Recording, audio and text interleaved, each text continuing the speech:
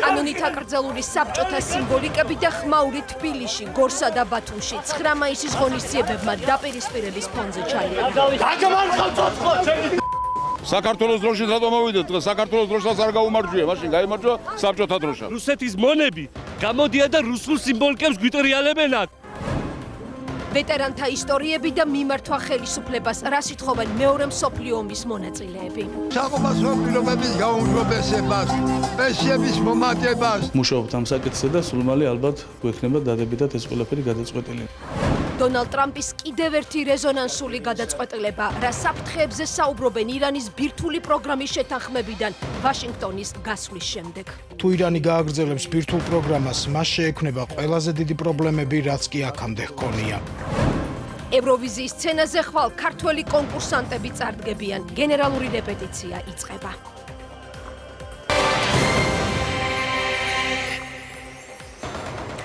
საღამომშვიდობის ეთერშია მოამბის მთავარი გამოშვება სტუდიაში თამთა სანიკიძე და რატი ხვისტანი უმუშაობთ. საღამომშვიდობის. საქართველოს დღეს ისტორიულ თარიღს აღნიშნავს 73 წლის წინ გერმანიის მიერ კაპიტულაციის შესახებ ხელმოწერილი აქტით მეორე მსოფლიო ომი დასრულდა. ფაშიზმზე გამარჯვების დღისადმი მიძღვნილი ღონისძიების ადგილი თბილისში უცვლელია. ომის ვეტერანები ტრადიციულად ვაკის პარკში შეიკრიბნენ და ხელისუფლების პირველ პირთა მისალოცი ტექსტები მოისმინეს. მსოფლიოს ისტორიაში ყველაზე მასშტაბურმა ომმა ჩვენს ქვეყანაზე უმძიმესი კვალი დატოვა. საქართველოს საომარ მოქმედებებში 300,000-მდე ჯარისკაცი დაკარგა. ომის უმძიმესი დღეები და არანაკლებ მძიმე შემდგომი პერიოდი ვეტერანებმა დღეს კიდევ ერთხელ გაიხსენეს. ამ დღეს ორი თაობა ერთმანეთს ვაკის პარკში ხვდება. ყვავილები ის მცირე საჩუქარია, რომელიც ახალგაზრდების მადლიერებას გამოხატავს. მადლიერებას იმ წვლილისთვის, რომელიც ვეტერანებმა უკეთესი მომავლისთვის ბრძოლაში შეიტანეს. 9 მაისი ფაშიზმზე გამარჯვების დღეა. დღეს მეორე მსოფლიო ომის ოფიციალურად დასრულებიდან 73 წელი გავიდა. სტალინგრადიდან ბერლინამდე ჩავედი ჩემი ფეხით 3 ჭრილობა მაქვს მიღებული. ვიბრძოდ იმის გულისას, რომ თქვენ გეცხოვრათ კარგად, ვილი გემრიელი ცხოვრება ხონებოდათ. გახარებული ყოფილიყავით მომავალ თავრობისას 96 წელი შემისრულდა. მისто მე-17-ში გადავედი. ასეთი სიხარული არ მგონია, როგორც ეს ძეებია ჩემთვის. ჯერ ერთი ცოცხალი ვარ იმ მდგომარეობის შემდეგ, რაც მე გადავიტანე. ღმერთმა მოაჩვენოს ჩვენ ახალგაზრდობას ეს განვლილი დღეები. ალბათ ბედისწერა იყო ესეც. გადავჩინდი ცოცხალი. უცნობი ჯარისკაცის საფლავთან 9 მაისს ყოველწლიურად ყოველთვის ბევრი ყვავილია. ხელისუფლების ოპოზიციის მოქალაქეების მიერ მიტანილი. ასე მიაგებს ქვეყანა პატივს 9 მილიონზე მეტ ქართველს, რომელიც მეორე მსოფლიო ომში იბრძოდა. უმეტესობა სამშობლოში არ დაბრუნებულა. ჩვენმა წინაპრებმა მთელი მსოფლიოს მასშტაბით შეძლეს და დაამარცხეს ფაშიზმი, როგორც ადამიანზე ძალადობის და ანტიადამიანური რეჟიმი, რომელიც ემუქრებოდა კაცობრიობას. ჩვენი ვალია, რომ მათი გმირობა დავაფასოთ, ჩვენ უნდა ჩავიხუტოთ ისინი გულში, ძალიან ძვირფასი ადამიანები, რომლებმაც სიცოცხლე დადეს სამშობლოსთვის მსხვერპლად. საქართველომ გაიღო უდიდესი მსხვერპლი, 300,000-ზე მეტი ადამიანი აღარ დაბრუნდა. ვეტერანები საზოგადოების ის ნაწილია, რომელსაც განსაკუთრებული ყურადღება და დაფასება სჭირდება. სახელმწიფო საკუთარი ვალდებულებები ოპოზიციამ დღეს ვაკის პარკიდანაც შეახსენა.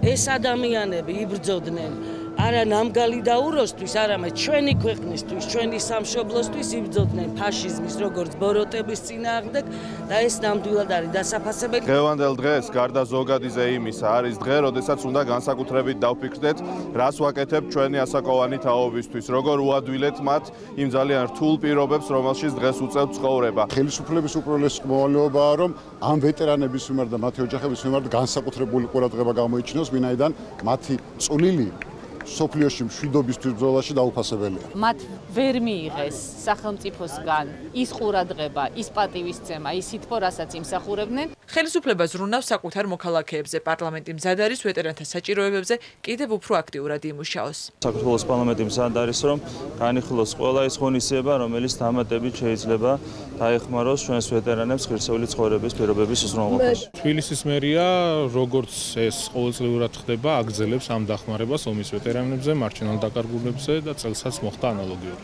მეორე მსოფლიო ომში გარდაცვლილებს დღეს პატივი სასულიერო პირებმაც მიაგეს და მათი სულის მოსახსენიებელი პარაკლისი უცნობი ჯარისკაცის საფლავთან გადაიხადეს.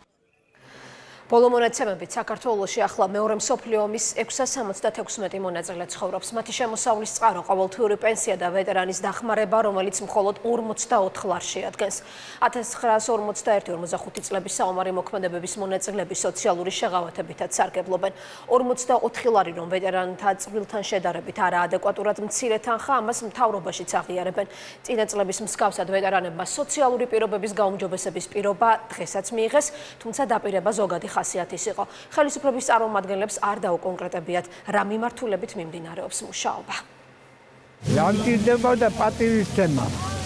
დაფასება იმ მოღვაწეობის, რაც მე გამოვიარე. მეორე მსოფლიო ომის 94 წლის ვეტერანს დღეს ორი სურვილი აქვს. მშვიდობა მსოფლიოში და იმ სამხედროების დაფასება, რომლებიც საკუთარი ქვეყნისთვის იბრძოდნენ. ამბობს, რომ პენსია დაბალია და ვეტერანების ყოველდღიურ საჭიროებებს ვერ ფარავს. მე პული არ მაქვს, პულის პული უნდა მომცეს. დაპირებები ბევრია, მაგრამ შესრულება არა ამადამაა. ალექსანდრე პეტრიაშვილი მეორე მსოფლიო ომში 10-მდე ქალაქში იბრძოდა. 17 წლის იყო, როცა ფრონტის ხაზზე სრულიად გამოუცდელი აღმოჩნდა. 94 წლის ვეტერანი ახალციხეში მარტო ცხოვრობს. მისი ერთადერთი შემოსავალი კი 180 ლარის პენსია და 44 ლარიანი შემწეობაა. 44 ლარით რა უნდა იყიდო? სიფრთხილე არა, არცხვენია. ყველაფერი გაძირდა და ჩვენსაც არაფერი არ არის მოუმაწა. ქვეყანაში დღეს მეორე მსოფლიო ომის 676 ვეტერანი და მასთან გათანაბრებული პირია, რომლებიც სხვადასხვა სოციალური პროგრამებით სარგებლობენ. მათთვის მოქმედებს შეღავათები მუნიციპალური ტრანსპორტით მგზავრობისას. ყოველთვიური დახმარება კი 44 ლარია. წელიწადში ერთხელ ფაშიზმზე გამარჯვების დღეს ვეტერანები სახელმწიფოსგან დამატებით 600 ლარს იღებენ. მათთვის სპეციალური 100%-იანი ჯანმრთელობის პოლისია განსაზღვრული და საჭიროების შემთხვევაში საყოველთაო ჯანდაცვის პროგრამის მაღალი სერვისებითაც სარგებლობენ. ძვირადღირებული ოპერაციების თანადაფინანსებაში ჯანდაცვის სამინისტროსთან ვეტერანთა სახელმწიფო სამსახური შედის, თუმცა ვეტერანების უმრავლესობისათვის მთავარი პრობლემა ყოველთვიური შემოსავალია.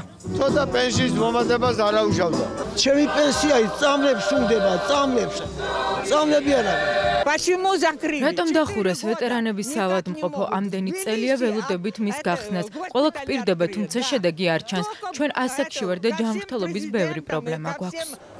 დღეს ვეტერანებს საკუთარი ჰოსპიტალი არ აქვთ და მკურნალობას სახელმწიფო დაფინანსებით კერძო კლინიკებში გადიან. ვეტერანების თქმით, მათ სხვადასხვა სამედიცინო დახმარების მისაღებად რამდენიმე კლინიკაში უწევთ მისვლა. თუმცა ვეტერანთა სახელმწიფო სამსახურში ამბობენ, რომ ყველა საჭირო მომსახურებას ომის ვეტერანები ერთ სივრცეში აგვისტოდან მიიღებენ და მათ საკუთარი საავადმყოფო ექნებათ. რაც შეეხება პენსიების ზრდას, სამსახურში აცხადებენ, რომ პარლამენტთან ერთად ფულადი დახმარების ზრდასა და სამედიცინო სერვისების გაუმჯობესებაზე უკვე მუშაობენ. სისტემატურად ვაწვდით ინფორმაციას თავრობას და პარლამენტს იმისათვის, რომ სახელმწიფოს მხრიდან მეტი შესაძლებლობა გამოვლინდეს და გამოიხატოს იმისათვის, რომ ვეტერანს მისი ეს სუბსიდიების სახით, რომელიც მიეწოდება, გაიზარდოს. არა მხოლოდ მეორე მსოფლიო ომის, არამედ ყველა ვეტერანს ჯანდაცვის მომსახურების პაკეტი აქვს უფრო დიდი, ვიდრე ყველა დანარჩენს. მეორე მსოფლიო ომის ვეტერანებისათვის სოციალური გარანტიები სხვადასხვა ქვეყანაში მოქმედებს. ამერიკის შეერთებულ შტატებში ვეტერანები თვეში მინიმუმ $2700 ოდენობის პენსიას იღებენ. ასევე სარგებლობენ კომუნალური და სხვადასხვა სოციალური შეღავათით.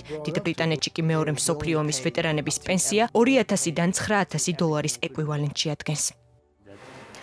ვაკის პარკში დღეს მხოლოდ ზეიმე არ ყოფილა. უცნობი ჯარისკაცის საფლავთან სახალხო მოძრაობა სოციალისტური საქართველოს ლიდერისა და მისი თანამოაზრების გამოჩენას ინციდენტი და დაპირისპირება მოჰყვა. ვალერი კვარაცხელია და მისი მოძრაობის წევრები ვაკის პარკში საბჭოთა სიმბოლოებით მივიდნენ. იმის მიუხედავად, რომ თავისუფლების ქარტია მსგავსი სიმბოლიკის გამოყენებას კრძალავს, საბჭოთა კავშირის დროშები და გეორგიევსკის ლენტები გამოჩნდა ბათუმში და გორშიც. გორის ცენტრში დღეს დროებით სტალინის ბიუსტიც დააბრუნეს. პუტინის მონახარში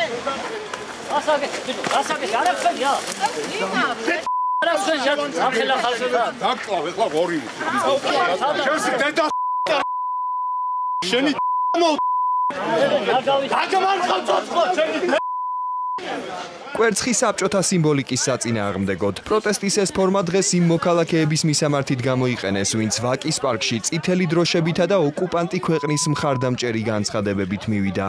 ხოლე გადავუხედე ეს კიდე ამათ მე მოვიდე. ქვეყნის მტერი. გამყიდველები, მე რუსეთები. რუსებს მიერ არის 20% საქართველოს ოკუპირებული და დღეს ეს რუსეთის მონები გამოდიან და რუსულ სიმბოლიკებს გვიტრიალებენ აქ. საქართველოს დროშით რატომ მოვიდეთ? დღეს საქართველოს დროშას არ გაუმარჯვია, მაშინ გაიმარჯვა საბჭოთა დროშა. საქართველოს დროშას მოიტან საქართველოს ხელისუფლება. მე არა ვარ ჯერ ხელისუფალი და როცა ვიქნები ხელისუფალი მოვიტან საქართველოს დროშას. ოღონდ შეცვლის. დროშის ჩანაცვლებასთან ერთად კრემლის პოლიტიკის მხარდამჭერებმა სხვა ამბიციებიც გაამხილეს. გორში შეკრებილებმა აღიარეს, რომ საქართველოს პროდასავლური კურსის მომხრეების განადგურება სტალინის მეთოდებით სურთ. დავხურით ყველე. დავხურით. თქვენ თავრობაში მოხვიდეთ და დამხვრიტოთ მე.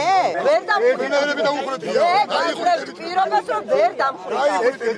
და მოყვებათ მილიონობით თქვენები. კარგით რა, ნუ მაშინებ სტალინის დრო წავიდა. აღარ არის. პრორუსული მთავრობა რომ მოვა, აუცილებლად დაგხრეტენ ჩვენ. აი ამას გვპირდებიან ეს ადამიანები. ხელისუფლებაში მოსასვლელად ქართველი კომუნისტები ნებართვას ოკუპანტისგან ელიან. მანამდე კი რუსეთის კომუნისტური პარტიის ხელმძღვანელის გენადი ზუგანოვის ხელმოწერით მოსკოვიდან გამოგზავნილ ჩინმედლებს ინაწილებენ და უკვირთ, როცა ჟურნალისტები საქართველოში აკრძალულ წითელ დროშაზე ეკითხებიან. ხო ჯუენ დროშა გამოვიტანო? ჯოოსულ ლაშქრობაში ვარ, თუ რა? გვაიძულეს წითელი დროშა, ნამგალი და უროთი, რომელიც იყო სიმბოლო გამარჯვებისა ფაშიზმზე, ჩამოხსნა და არ გამოვამზეურეთ. კანონი სამართალდამცველების ჩარევის შემდეგ აღსრულდა, ხოლო აქცია სახელწოდებით უკვდავი პოლკი გორის ქუჩებში სტალინის პორტრეტებით მსვლელობით გაგრძელდა.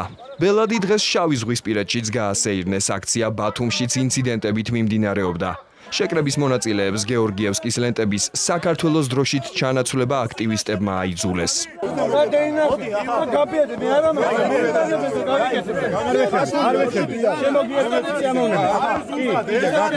ეს არის ჩემი საკუთრება არის და მე როგორც მინდა ისე გერია.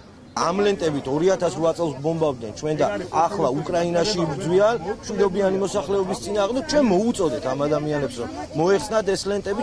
აქციები, რომელიც ოკუპაციის გამართლებას ცდილობს, რუსეთის პროპაგანდის ნაწილია. ამაში დარწმუნებულია საქართველოს პარლამენტის თავმჯდომარე.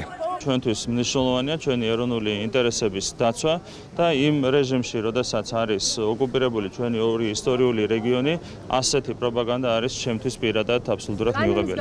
თავისუფლების ქარტია, კანონი, რომელიც კომუნისტური ტოტალიტარული იდეოლოგიის სიმბოლიკის გამოყენებას კრძალავს, 2011 წელს ამოქმედდა. მასში ნათქვამია, რომ ტოტალიტარული იდეოლოგიების, ფაშიზმისა და კომუნიზმის სიმბოლიკები უნდა აღმოიფხვრას. და დღის სხვა ახალი ამბებით რატი ხვისტანი. ფაშიზმზე გამარჯვების დღეს საქართველოს ყველა რეგიონში აღნიშნეს. საზეიმო ღონისძიებებში საბჭოთა სიმბოლიკის გამოყენება კი თბილისის მსგავსად უთანხმოების მიზეზი რეგიონებშიც გახდა. კანონდარღვევის ფაქტების აკრძალვას პოლიცია და კონტრაქციების ორგანიზატორები ცდილობდნენ. მეორე მსოფლიო ომში ყოველი მეოთხე ქართველი დაიღუპა. ომში მონაწილე ქვეყნებს შორის მოსახლეობის რაოდენობასთან შედარებით ეს ყველაზე მაღალი მაჩვენებელია. სტატისტიკის თანახმად ფაშიზმთან ბრძოლაში საქართველოს 700,000 მოქალაქე მონაწილეობდა, აქედან 300,000 სამშობლოში ვეღარ დაბრუნდა. ფრონტის ხაზზე 10 დღიან შეტაკებას მხოლოდ ქერჩის ბრძოლაში 120,000 ეთნიკური ქართველი სიცოცხლე შეეწირა. მეორე მსოფლიო ომის დასრულებას საქართველოში განსაკუთრებული სიხარულით შეხვდნენ. ამერიკის შეერთებული შტატების საოკუპაციო ხაზთან საქართველოს მოქალაქეთა დაკავებების დაუყოვნებლივ შეწყვეტას ითხოვს. ამერიკა შეშფოთებას გამოთქვამს ცხინვალის საოკუპაციო რეჟიმის გადაწყვეტილების გამო, რომელიც რუსეთის მიერ ოკუპირებულ ტერიტორიაზე მდებარე ეგრეთ წოდებული საკონტროლო გამშვები პუნქტების დროებით ჩაკეტვას ეხება. ეს შეზღუდვა ემთხვევა საქართველოში გამარჯვების დღის აღნიშვნას და წარმოადგენს გადაადგილების შეზღუდვას ადმინისტრაციული ხაზის ორივე მხარეს მცხოვრები მოქალაქეებისთვის, ნათქვამია სახელმწიფო დეპარტამენტის პრეს-სპიკერის ჰიზერ ნაუერტის განცხადებაში. გერმანიაში საქართველოს მოქალაქეების მიერ ბინების გაქურდვის შემთხვევები შემცირდა. ამის ერთ-ერთ მიზეზად გერმანიის შინაგან საქმეთა მინისტრმა საქართველოს მთავრობასთან თანამშრომლობის გაღრმავება დაასახელა. ჰორსტ ზეჰოფერის კომენტარი დოიჩე ველემ გაავრცელა. გამოცემა აქვეყნებს 2017 წელს გერმანიაში საქართველოს მოქალაქეების მიერ ჩადენილი დანაშაულის სტატისტიკასაც. როგორც აღმოჩნდა, მიგრანტების მიერ ჩადენილი დანაშაულებიდან 2017 წელს ქართველებზე 2.1% მოდიოდა. მინისტრმა პირობა დადო, რომ ბერლინი უახლოეს ხანში საქართველოს ეგრეთ წოდებული უსაფრთხო ქვეყნების ნუსხაში შეიყვანს, რაც თავშესაფრის დაუსაბუთებლად მაძიებელთა დეპორტაციას გაადვილებს. განცხადებას საქართველოს პარლამენტის ევროინტეგრაციის კომიტეტის თავმჯდომარე გამოეხმაურა. თამარ ხულორდავას თქმით, საქართველოს თავშესაფრის მაძიებელთა საკითხის მოგვარებაზე ყველა პარტნიორთან მუშაობს. თბილისის საქალაქო სასამართლოში ხორავას ქუჩაზე მომხდარი მკვლელობის საქმეზე დღეს საქმის გამომძიებლები და ერთი მოწმე დაიკითხა. დაცვის მხარე გამოძიებას უნდობლობას უცხადებს და განმარტავს, რომ მოწმეები გამოძიების პროცესში მიცემულ ჩვენებებს სასამართლოში ცვლიან, რაც იმის ეჭვს აჩენს, რომ დაინტერესებული პირები მათზე ზეგავლენას ახდენენ. პროკურორები კი ამბობენ, რომ მოწმეების მხრიდან მხოლოდ ჩვენებების დაზუსტება ხდება. არასრულყოფილების მკვლელობის საქმეზე მოწმეების დაკითხვა სასამართლოში 11 მაისს განახლდება. ინტერნეტით ნარკოტიკის რეალიზების ბრალდებით დაკავებულ ორ პირს ბრალი წაუყენეს. მთავარი საგამოძიებო უწყება დაკავებულებს ნარკოტიკის ჯგუფურად შეძენა შენახვა რეალიზებას ედავება.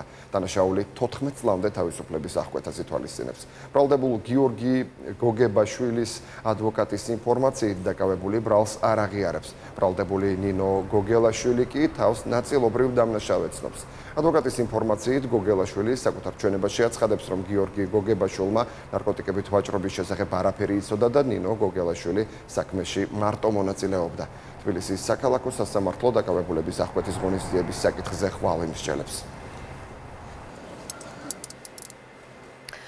ნარკოტიკების ლიბერალიზაციის სადავო კანონპროექტის გარშემო კი კონსულტაციები აქტიურ ფაზაში გადადის. ახლა მთავარი კითხვა მოახერხებს თუ არა მმართველი გუნდი პოზიციების შეჯერებას და კონსენსუსის მიღწევას. ქართული ოცნების ლიდერები პირობას დებენ, რომ ჯერ შეჩერებული, შემდეგ კი გადაოდებული რეფორმის საბოლოო ვერსია ერთ თვეში იქნება მზად. ჯანდაცვის კომიტეტის მიერ მომზადებული კანონპროექტის მიხედვით ნარკოტიკების მოხმარებაზე საპატიმრო სასჯელი უნდა გაუქმდეს. თუმცა დეპუტატები ამ დრომდე ვერ თანხმდებიან. უნდა შეეხოს თუ არა დეკრიმინალიზაცია ყველა ნარკოტიკსა და ნებისმიერ დოზას. ამ საკითხზე მმართველ გუნდშიც კი აზრი ორად არის გაყოფილი. ერთ-ერთი ყველაზე აქტუალური კანონპროექტი საბოლოო სახეს სავარაუდოდ ივნისის ბოლოს მიიღებს. პროექტის განხილვის ერთი თვით გადავადების შემდეგ პარლამენტის თავმჯდომარემ დღეს დააზუსტა, რომ ნარკოპოლიტიკის რეფორმის შესახებ უმრავლესობაში არსებული აზრთა სხვადასხვაობა საგაზაფხულო სესიის ბოლოსთვის შეთანხმებით დასრულდება. არც გამკაცრებისკენ, არც ლიბერალიზაციისკენ არ ვიხრებით, თავარია იყოს დაბალანსებული პოლიტიკა. არის არსებითი ასთა სხვადასხვაობა კანონპროექტთან დაკავშირებით.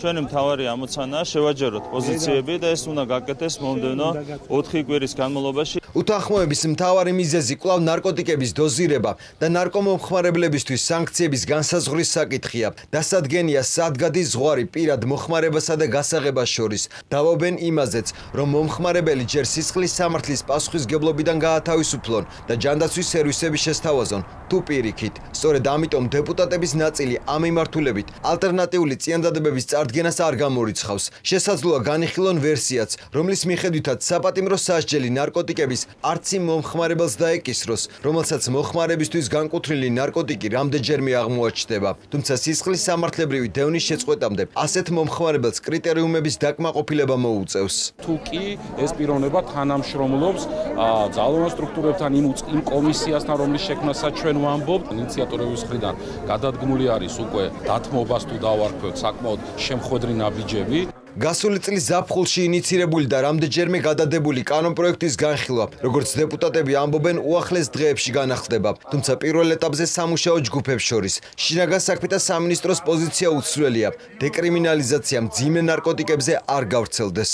მძიმე ნარკოტიკულ საშუალებებს დეკრიმინალიზაცია არ უნდა შეეხოს. ჯერ კიდევ რჩება შეთანხმების საგანი ტექნიკური საკითხები, როგორიც არის ოდენობების დაზუსტება, როგორიც არის ადმინისტრირების ნაწილი. ფაქტია, რომ ვერ ხდება ქვეყანაში აღკვეთა ნარკოტიკების რეალიზაციის და მეორეს მხრივ ხედავთ ძალიან მკაცრ მიდგომას ნარკომომხმარებლების მიმართ. კანონ პროექტის განხილვის გადადების გამო ხელისუფლება კრიტიკის ადრესატი ნარკოპოლიტიკის თემაზე მომუშავე არასამთავრობო ორგანიზაციების მხრიდანაც გახდა. უფლებადამცველები კვლავ ჰუმანურ ნარკოპოლიტიკას ითხოვენ. სამწუხარო პრეცედენტები, როდესაც ადამიანები დაიღუპნენ ნარკოტიკის დოზირებით, კიდევ ერთხელ მოწმობს, რომ მხოლოდ სადამსჯელო რეპრესიული მიდგომები არ არის საკმარისი. იმ პირობებში, როდესაც ნარკოტიკის მომხმარებელი არის მუდმივი დეუნის ქვეშ, გაურბიან მათ შორის სახელმწიფოს მიერ მიწოდებულ სამედიცინო სერვისებს. ერთადერთი გზა არის მოხმარების შემცირება და მიწოდების შემცირება. არ არსებობს განსხვავება კლუბურ და რეკრეაციულ და ყველა დანარჩენ ნარკოტიკს შორის. ყველა მათგან შეუძლია ფატალური საფრთხის მოტანა. ამ ეტაპზე კანონ პროექტში არ ასახულა, თუმცა დეპუტატები განიხილავენ იმასაც, რომ პროექტის საბოლოო ვერსიაში ჩაიწეროს ინტერნეტით ნარკოტიკების რეალიზების პრობლემაც, რაც ბოლო დღეების განმავლობაში ყველაზე აქტუალური საკითხია. თუ როგორ მოხდება კანონ პროექტში ნარკოტიკის ინტერნეტით რეალიზების წინააღმდეგ ბრძოლა, ეს უკვე კანონმდებლების გადასაწყვეტია. სამართალდამცველებმა კი ამ დანაშაულის ბრალდებით ჯერ მხოლოდ ორი პირი გამოავლინეს. ბათუმის უძველესი ისტორიული შენობა უნიკალური იერსახეს ყოველდღიურად კარგავს. ევროპის მოედანზე მდებარე და კულტურული მემკვიდრეობის ძეგლის სტატუსის მქონე ნაგებობაში წლების განმავლობაში ქალაქის პირველი აფთიაქი იყო განთავსებული. 2011 წელს კი შენობით ინვესტორი დაინტერესდა, თუმცა 7 წლის წინ გაფორმებული ხელშეკრულების პირობები დღემდე არ სრულდება. ადგილობრივ ხელისუფლებას, ინვესტორ კომპანიასა და სამოქალაქო საზოგადოებას შორის შექმნილი უთანხმოების გამო სასტუმრო საშენების ნაცვლად ისტორიული შენობა განადგურების პირასაა მისული. 2 წელიწადზე მეტია ბათუმის ცენტრში ევროპის მოედანზე მდებარე კულტურული მემკვიდრეობის ძეგლი ამ მდგომარეობაშია. მე-19 საუკუნის ბოლოს აგებული უნიკალური შენობა 2011 წელს აჭარის ფინანსთა და ეკონომიკის სამინისტრომ თურქ ინვესტორს $1 მილიონ მიჰყიდა. იმ პირობით, რომ 2016 წლის ბოლომდე 40 ნომრიანი სასტუმროს მშენებლობა უნდა დაესრულებინა და 200-მდე ადამიანიც დაესაქმებინა. კომპანია ჟასმინმა პირობა ვერ შეასრულა. ინვესტორი გვერდით მდებარე ბათუმის ყოფილი პოსტის შენობის მსგავსად ძეგლის ფასადის შენარჩუნებას და შიდა ტერიტორიაზე მრავალსართულიანი სასტუმროს აგებას გეგმავდა. თუმცა მოქალაქეების პროტესტის გამო აჭარის კულტურული მემკვიდრეობის სააგენტომ მას წარდგენილი პროექტის დამტკიცებაზე უარი რამდენჯერმე უთხრა. არაერთხელ მომართა სააგენტოს ნებართვის მოპოვების მოთხოვნით. 2015 წელს სააგენტოსგან ეთქვა უარი ნებართვის გაცემაზე, შემდგომ განმეორებით იქნა მომართული 2017 წელს ბოლოს დოკუმენტაცია განცხადება იქნა განხილვა დატოვებული იმის გამო, რომ არ იქნა სრულყოფილი დოკუმენტაცია წარმოდგენილი. ყოფილი პოსტის შენობის ანალოგიურად აფთიაქის შენობის სახესრულებას აქტიურად აპროტესტებდა საზოგადოება ბათუმი. საზოგადოების წევრი ირმა ზოიძე ამბობს, რომ ძეგლის დღევანდელ მდგომარეობაზე პასუხისმგებლობა მოქმედ ხელისუფლებას ეკისრება. მისივე შეფასებით პასუხისმგებლობა ეკისრება ასევე წინა ხელისუფლებასაც, რომელმაც ობიექტი ისეთი პირობით გაასხვისა, რომელიც საზოგადოების პროტესტს გამოიწვევდა. დადასტურებულად შემიძლია ვთქვა, რომ აქაც გადაწყვეტილების მიღებმა მათ ჩაუდეს ისეთი პირობები, რომელსაც შემდეგ თუ კანონს არ დაარღვევდნენ, ვერ შეასრულებდნენ, მაგრამ შემდეგ უკვე ძალიან დიდი საზოგადოებრივი მონიტორინგის ფონზე მათ ეს პირობა ვერ შეასრულეს. საბოლოო ჯამში აღმოჩნდა, რომ ინვესტორი არის დაზარალებული, მან გადაიხადა ფული და ვერ აშენებს იმას, რის პირობაც მისცეს. პირობის შეუსრულებლობის გამო კომპანია ჟასმის პირგასამტეხლო ეკისრება, რომლის რაოდენობა 2014 წლიდან დღემდე $1.5 მილიონ მიაღწია. აჭარის ფინანსთა და ეკონომიკის სამინისტროში აცხადებენ, რომ გონივრული წინადადებების მოსამზადებლად ინვესტორს ვადათვის ბოლომდე კიდევ ერთხელ მისცეს. უმოქმედობის შემთხვევაში სამინისტროში არ გამორიცხავენ, რომ მას ქონება ჩამოერთვას და სახელმწიფოს დაუბრუნდეს. კანონის შესაბამისად ინვესტორს ასეთ შემთხვევაში დახარჯული თანხა უკან უბრუნდება. ველოდებით მისგან შემხვეწ წინადადებებს თუ რა გეგმები აქვს და რა ვადებში აპირებს აღნიშნული საინვესტიციო პროექტის განხორციელებას, შესაბამისად ვიმოქმედებთ იმის შესაბამისად, რა წინადადება წამოვა ინვესტორი კომპანიისაგან და ასევე იმ მოცემულობით, რა მოცემულობას გვაქვს დღეს და რის საშუალებასაც გვაძლევს მხარეთა შორის გაფორმებული კონტრაქტი და მოქმედი კანონმდებლობა. დაზიანებული ძეგლის გამო პასუხისმგებლობაც ინვესტორს დაეკისრება. ობიექტის დაცვის უზრუნველყოფა მას ხელშეკრულებით ევალება. რატომ შეფერხდა მშენებლობა და რატომ დააყენა რისკის ქვეშ ინვესტორმა $1 მილიონი ოფიციალურ უწყებებს ამის შესახებ პასუხი არ აქვთ. ჟურნალისტებთან კონტაქტზე არც ინვესტორი გამოდის. ვაშინგტონში დონალდ ტრამპის გადარწმუნების მიზნით ჩასული ევროპელი ლიდერების ვიზიტები უშედეგო აღმოჩნდა. თეთრი სახლის ლიდერმა კიდევ ერთი ხმაურიანი წინასაარჩევნო დაპირება შეასრულა. პარიზის კლიმატური შეთანხმების და თავისუფალი სავაჭრო ხელშეკრულებების დატოვების შემდეგ პრეზიდენტმა ირანთან 2015 წელს მიღწეული ბირთვული შეთანხმებიდან ამერიკის გასვლის განკარგულებას ხელი უკვე მოაწერა. ბირთვული შეთანხმების გამო ამერიკის შეერთებულ შტატებსა და ევროპას შორის უთანხმოება იმაზე უფრო ძლიერი აღმოჩნდა, ვიდრე 2003 წელს ერახში შეჭრის გამო იყო. მსოფლიო ლიდერთა ნაწილი ახლა ირანისგან მოსალოდნელ საფრთხეებზე საუბრობს. მით უმეტეს, რომ დონალდ ტრამპმა თეირანის მიმართ ეკონომიკური სანქციების განახლება უკვე დააანონსა. შეერთებული შტატები საერთაშორისო ბირთვულ შეთანხმებას გამოეთიშა, რომელიც ირანის ბირთვულ ამბიციებს აკავებდა. შეთანხმება თეირანს 2030 წლამდე ბირთვულ პროგრამაზე მუშაობას უკრძალავდა, თუმცა ბალისტიკური რაკეტების გამოცდას არ უზღუდავდა. არავინ დავობს, რომ ის ხარვეზებს შეიცავდა, მაგრამ ყველა გარდა ვაშინგტონისა თანხმდება, რომ შეთანხმება თავის საქმეს აკეთებდა და ირანი ხელშეკრულებით ნაკის ვალდებულებებს ასრულებდა. ეს შეთანხმება უხარისხო იყო თავიდანვე, რაც პრეზიდენტმაც აღნიშნა გამოსვლაში. მან ევროპელებს მისცა შანსი გამოესწორებინათ ის, თუმცა ეს შეუძლებელი იყო, რადგან ხარვეზები სათავეშივია. მან გააკეთა ის, რასაც წინასაარჩევნო კამპანიისას გვპირდებოდა. გამოვიდა შეთანხმებიდან, რადგან ის ჩვენს ეროვნულ ინტერესებს ეწინააღმდეგებოდა. შეთანხმებიდან ვაშინგტონის გასვლა ირანისთვის ეკონომიკური სანქციების აღდგენას გულისხმობს, რომელიც სავარაუდოდ ივლისიდან ამოქმედდება. სანქციები ირანში ინვესტირებას, თეირანიდან ნავთობის ექსპორტს, ირანის ცენტრალური ბანკისთვის კი ამერიკული დოლარის შეძენას კრძალავს. საერთაშორისო კომპანიებს 6 თვიანი ვადა ექნება თეირანთან ბიზნეს ურთიერთობების გასაწყვეტად. წინააღმდეგ შემთხვევაში ამერიკულ ბაზარზე წვდომის შეზღუდვა და აქტივების გაყინვა ემუქრებათ. შეერთებული შტატები ასევე მკაცრი სანქციებით ემუქრება ნებისმიერ ქვეყანას, ვინც ირანს ბირთვული იარაღის მოპოვებაში დაეხმარება. ჩვენ დავაწესებთ ყველაზე მკაცრ ეკონომიკურ სანქციებს ნებისმიერ ქვეყანას, რომელიც დაეხმარება ირანს ბირთვული იარაღის მოპოვებაში, ასევე მკაცრი სანქციები დაუწესდება. ამერიკა არ გახდება ბირთვული შანტაჟის მძევალი. დონალდ ტრამპმა ძალიან მკაფიოდ აღნიშნა, რომ ნებისმიერ ქვეყანას, რომელსაც ბიზნეს ურთიერთობები აქვს აშშ-თან შეეხება ზომები, ეს ცუდი სიახლეა რიგი კომპანიებისთვის, მაგალითად ავიახომალდების მწარმოებელთათვის, ვისთანაც უკვე ხელშეკრულებები აქვს ირანს, ეს ასევე შეეხება ნავთობ კომპანიებს. სანქციების ამოქმედება ეწინააღმდეგება ევროპის ინტერესებსაც, საიდანაც ბირთვული შეთანხმების გაფორმების შემდეგ ირანში მრავალმილიარდიანი ინვესტიციები განხორციელდა. ხელშეკრულების ხელმომწერი ევროპელი ლიდერების მცდელობამ ვაშინგტონში ვიზიტით შეეცვალა, ტრამპის გადაწყვეტილება არ გაჭრა. სანქციების შემდეგ ევროპაში არ გამორიცხავენ საჩივრის შეტანას მსოფლიო სავაჭრო ორგანიზაციაშიც. მე მკაფიოდ განუცხადე აშშ-ის პრეზიდენტს სატელეფონო საუბრის დროს დიდი ბრიტანეთის პოზიცია ყოვლის მომცველი სამოქმედო გეგმის შენარჩუნება. ამ ხედვას იზიარებენ გერმანიის კანცლერი და საფრანგეთის პრეზიდენტიც. ამის შესახებ მკაფიოდ ვისაუბრეთ ერთობლივ განცხადებებშიც. ვაღიარებთ, რომ არსებობს საკითხები ირანთან ურთიერთობებში, რომლის გადაჭრაც საჭიროა. მუქარის მიუხედავად შეთანხმებიდან გასვლას არ ჩქარობს ირანიც, რომელიც ყოვლის მომცველი სამოქმედო გეგმის ჩავარდნის შემთხვევაში ბირთვული გაავრცელებლობის შეთანხმების დატოვებას და ურანის გამდიდრებასაც არ გამორიცხავს. თეირანი ასევე საერთაშორისო ატომური ენერგიის წარმომადგენლებს შემოწმების საშუალებას აღარ მისცემს. რაც შეეხება ეკონომიკურ სანქციებს, პრეზიდენტი იმედოვნებს, რომ ქვეყანა მას რამდენიმე თვეში დაძლევს. და როგორი იქნება თეთრი სახლის ახალი პოლიტიკა ჩრდილოეთ კორეის მიმართ, რატიხვისტანი დღის სხვა ახალი ამბებით.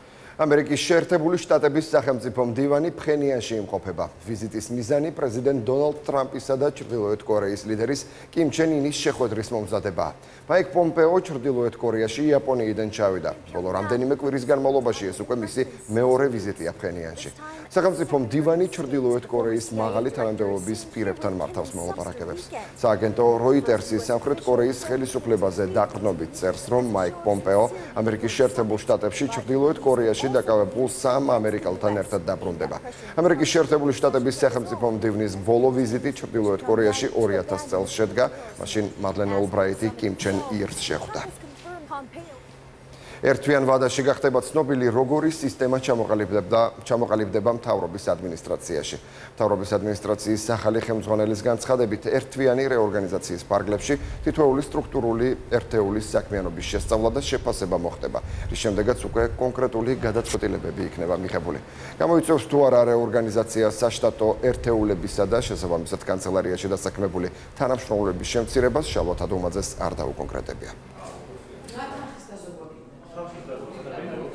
ერთი თვის ვადაში მიმდინარეობს შესაბამისი ფუნქციური ანალიზი იმ სტრუქტურული ერთეულების საქმიანობის, რომლებიც დღეის მდგომარეობით არსებობენ და შესაბამისად ეფექტიანობის გაზრდის მიზნით ყველა გადაწყვეტილება იქნება მიღებული ერთი თვის ვადაში კანონმდებლობით დადგენილი წესით. ადამიანების შესაძლებლობა თუ იგეგმება? ნებისმიერი გადაწყვეტილება შეიძლება იქნეს მიღებული, რომელიც დაკავშირებულია ადმინისტრაციის ფუნქციის უფრო ეფექტიანი და ხარისხიანი განხორციელებისთან. პარტია ქართული ოცნება ყრილობისთვის მზადებას განაგრძობს. რეგიონების შემდეგ პარტიის ლიდერებმა შეხვედრებით თბილისის რაიონული ორგანიზაციების წარმომადგენლებთან გამართეს. კონფერენციაზე თბილისის რაიონული ორგანიზაციების თავმჯდომარეები, ბიუროს წევრები და 11 მაისის ყრილობის დელეგატები აირჩიეს. შეხვედრას ქართული ოცნების გენერალური და აღმასრულებელი მდივნებიც ესწრებოდნენ. პარტიის მეხუთე ყრილობა 11 მაისს თბილისში გაიმართება. დელეგატები პოლიტსაბჭოს ახალ შემადგენლობას და პარტიის ახალ თავმჯდომარეს დაამტკიცებენ. განსაკუთრებით მახარებს ის ფაქტი, რომ ამ პროცესში სულ უფრო და უფრო მეტი ახალგაზრდა ერთვება. დარწმუნებული ვარ, პარტია ქართული ოცნება დემოკრატიული საქართველო ბიზინა ივანიშვილის თაოსნობით განახლებული გეგმებითა და ახალი ხედვებით შექმნის მუხტს და გააერთიანებს საზოგადოებას ჩვენი ქვეყნის უკეთესი მომავლის საშენებლად. მართველი გუნდის პრეზიდენტობის კანდიდატზე ქართულ ოცნებაში კონსულტაციები გრძელდება. კანდიდატის ვინაობა ზაფხულში გახდება ცნობილი.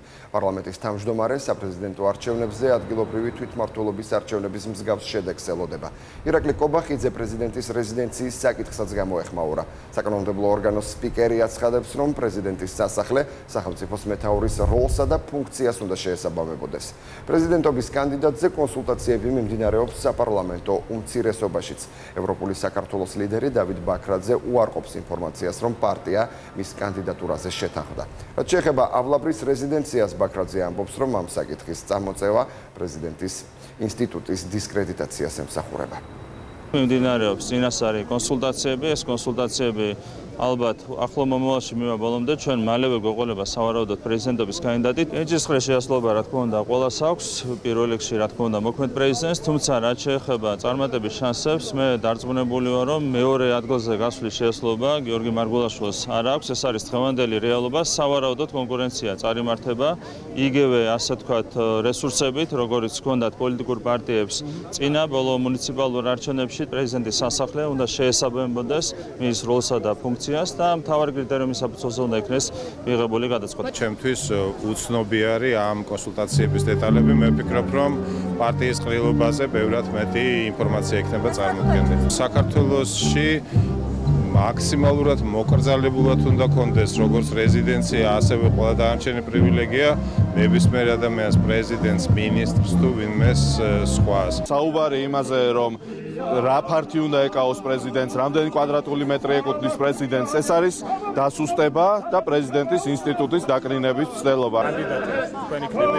არა, ვერ დავადასტურებ, ამის თაობაზე პარტიაში ჯერჯერობით მიმდინარეობს კონსულტაციები.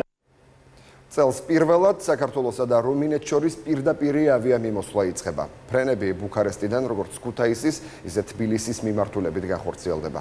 ტურიზმის სფეროში თანამშრომლობის საკითხი დღეს რუმინული ავიაკომპანია ტარომის წარმომადგენლებმა ტუროპერატორებთან განიხილეს.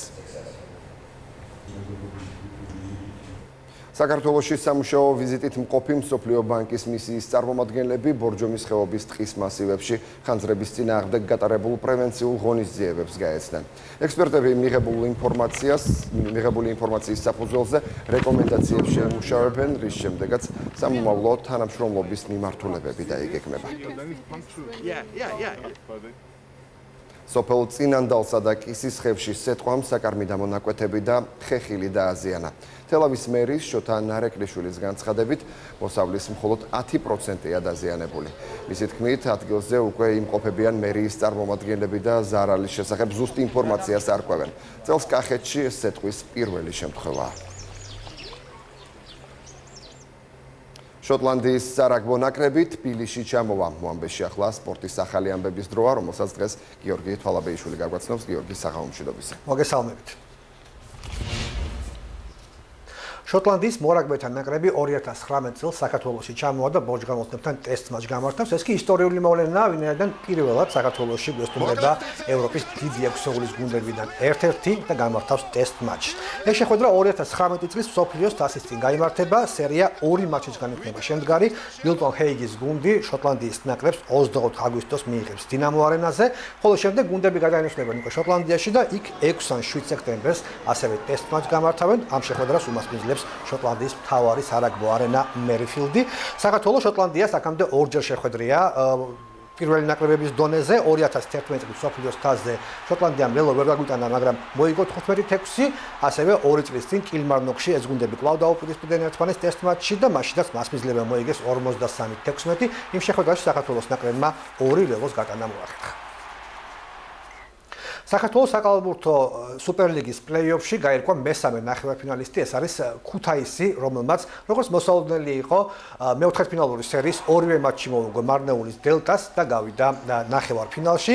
დღეს გაიმართა სერიის მეორე შეხვედრა, რომელშიც ქუთაისელებმა მოიგეს ანგარიშით 93-70. არადა პირველი ტაიმის შემდეგ მარნეული წინ იყო 4 ქულის სხვაობით, თუმცა ქუთაისმა უმაღლეს დონეზე ჩაატარა. მესამე მეოთხედი მოიგო ის ანგარიშით 24-9 და ამან განსაზღვრა საბოლოოდ ამ მაჩის ბედი. ორივე გუნდის რიგებში ყველაზე შედეგიანი იყო დელტას კალათბურთელი ლევან ელიაძე, რომელმაც 23 ქულა დააგროვა. ქუთაისის შემადგენლობაში 19 ქულით საუკეთესო იყო აკაკი ლომოვა. დედას ბიჭებმა საკმაოდ კარგად და დაძაბული თამაში შემოგთავაზეს. ჩვენ ალბათ ცოტა კონცენტრაცია დაგვაქვს და მაინც ბევრი შეცდომები დავუშვით დაცვაში, ასევე თავდასხმაში.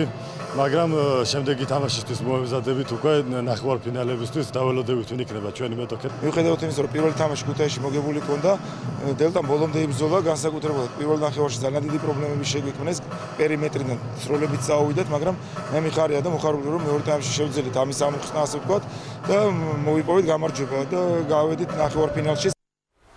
ქუთაისის მეტოქე პლეი-ოფში გაირკვევა რუსთავისა და ბათუმის დაპირისპირებაში, ამ გუნდების სერიაში ჯერჯერობით ანგარიშია 1-1. რაც შეეხება ეროვნულ საკალათბურთო ასოციაციას, აქ გაირკვა კიდევ 2 გუნდი, რომელიც ითამაშეს პლეი-ოფის ნახევარფინალში, კლივლენდს მიბაძეს გოლდენ სტეიტმა და ჰიუსტონმა, რომლებაც 4-1 მოიგეს თავიანთი სერიები. რა ხდებოდა დღესდღეობით ოკეანის გაღმა საკალათბურთო არენებზე, ამის შესახებ ჩვენ სიუჟეტში. დასავლეთ კონფერენციის ფინალში ერთმანეთს ჰიუსტონ როკეტსი და გოლდენ სტეიტ ვორიორსი დაუპირისპირდებიან.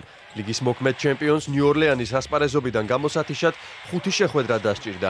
ორაკლ არენაზე გამართული სერიის რიგით მეხუთე მატჩი სტივ კერის გუნდმა დამაჯერებელი ანგარიშით 113-104 მოიგო და ზედიზედ მეოთხედ მოიპოვა კონფერენციის ფინალში თამაშის უფლება. ვორიორსმა გადამწყვეტი უპირატესობა მესამე პერიოდში მოიპოვა. ბრწყინვალე მატჩი გამართა დრეიმონდ გრინმა, რომელსაც 3 დუბლამდე 1 პასი დააკლდა.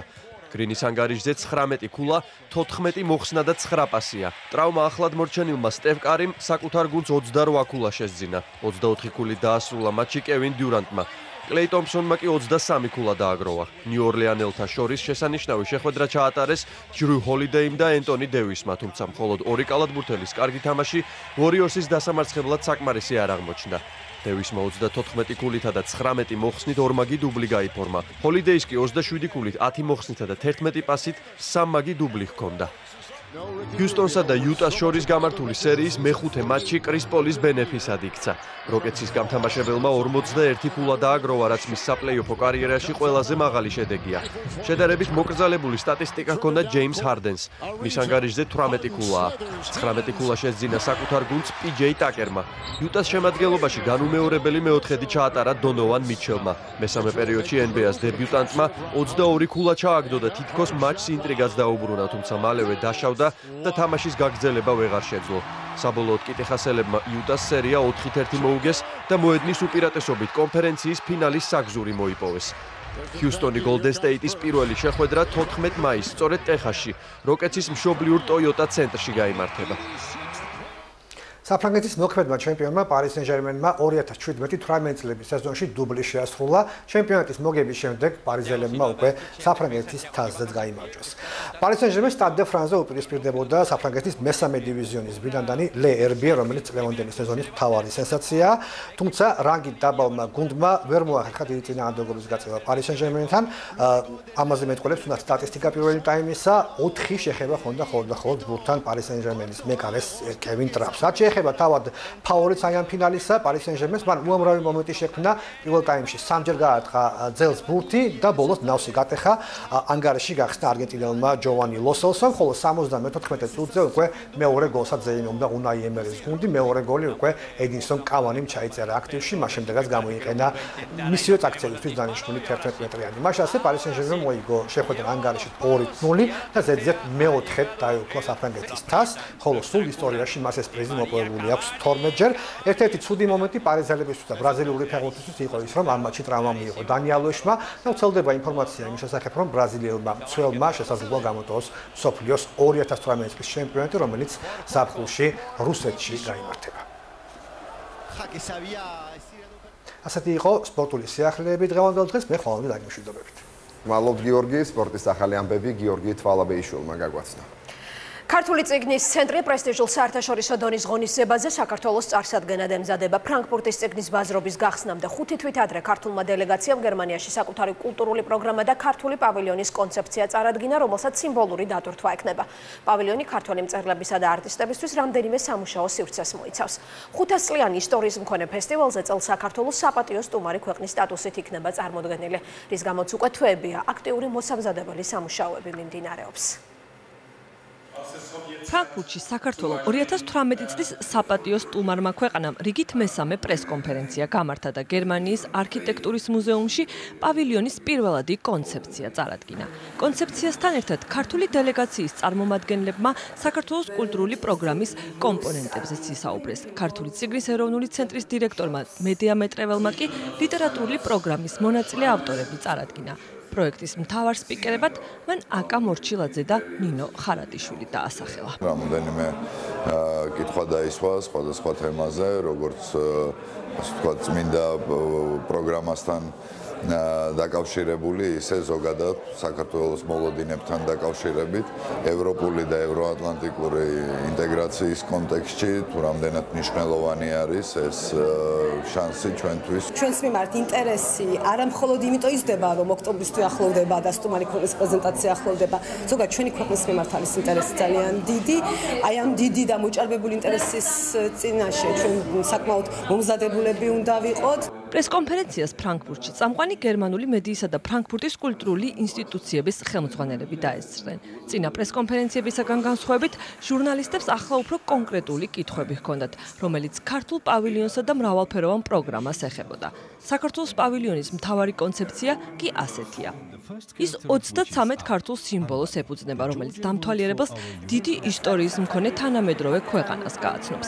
რაღაცნაირად ქართული სულისკვეთების კონდენსაცია მომხდარიყო და ამ ოთახში ყოფილიყო ის იდეები ტრადიციული იქნებოდა თანამედროვე ერთ ჰარმონიაში მოქცეული. ავიღეთ გარკვეული ტრადიციული ელემენტები და ტრადიციული დეტალები, სიმბოლიკა. ქართველი მწერლები და არტისტები საკუთარი შემოქმედებით დიდ და პატარა სცენებზე წარდგებიან. მათი წიგნები კი პავილიონში იქნება გამოფენილი. აქ დამთვალიერებლებს დახვდებათ წიგნები საქართველოზე და ქართული ლიტერატურის 300-მდე უცხოენოვანი გამოცემა. საქართველოს საერთო ჯამში 500 ლიტერატურულ და 100 კულტურული ღონისძიების პრეზენტაციას გამართავს. ის როდეს მე სტუმარი ქვეყანა ვიქნებოდეთ, გულწრფელად რო გითხრათ, დიდად არ მეჯერა. და ეს არის მე ვფიქრობ შესანიშნავი რამ, სრულიად შესანიშნავი. ადგილი, სადაც ადამიანებს შეგიძლია უამბოები შესახებ, რომ დედამიწა შედგება კიდე ერთი გადასარევების ყველა ნაწილისგან, რომელსაც ქვია საქართველო. უნიკალური შანსი არის ჩვენთვის, საქართველოსთვის და ქართველი მწერლებისთვის, რომ ყურადღება მიიქციონ ამ შენი ენით, რომელთაც სამართლიანად და დამსახურებულად ამაყობთ კულტურით, ეს შენი კულტურა გაიტანა. ფრანკფურტის წიგნის საერთაშორისო ბაზრობის გახსნამდე 5 თვე რჩება.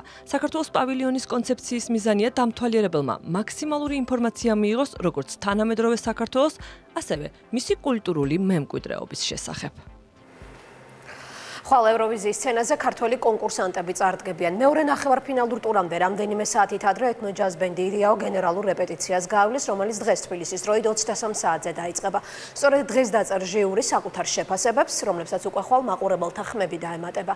როგორია ბოლო სამზადისი, ახლა მარიკა შალიკაშვილი იმ სცენიდან ისაუბრებს, სადაც დაახლოებით 2 საათში მეორე ნახევარფინალზე გამომცვლელთა გენერალურ რეპეტიცია უნდა დაიწყოს.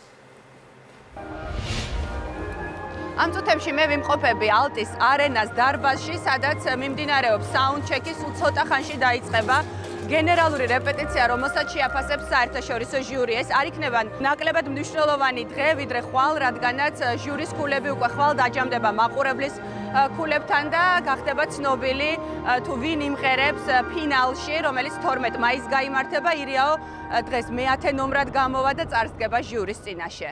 თავარი მზადება ხვალინდელი კონცერტისთვის, რომელიც უკვე ეთერში გავა.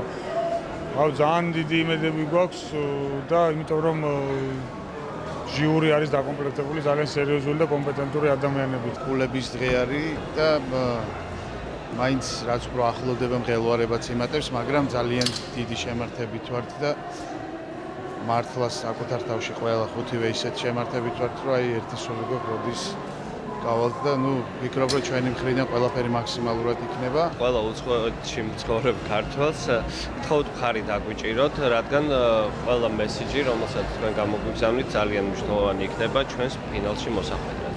ხვალ პირველი არხი პირდაპირ ეთერში შემოგთავაზებთ მეორე ნახევარფინალური ტურის ტრანსლაციას, რომელიც თბილისის დროით 11 საათზე დაიწყება და მე მინდა შევახსენო უცხოეთში მცხოვრებ ყველა ქართველს თქვენი თითოეული SMS-ი და თითოეული ზარი იქნება ძალიან მნიშვნელოვანი ქართველი კონკურსანტებისთვის, რომ ისინი გადავიდნენ ფინალში, რომელიც 12 მაისს გაიმართება ალტის არენას სცენაზე. ეს იყო მარიკა შალიკაშვილი ლისაბონიდან წარმატებები ქართულ კონკურსანტებს. მომბის მთავარი გამოშვება კი დღესამე დასრულებულია. ხოლომდე გემშვიდობებით. მადლობთ ყურადღებისთვის, დროებით.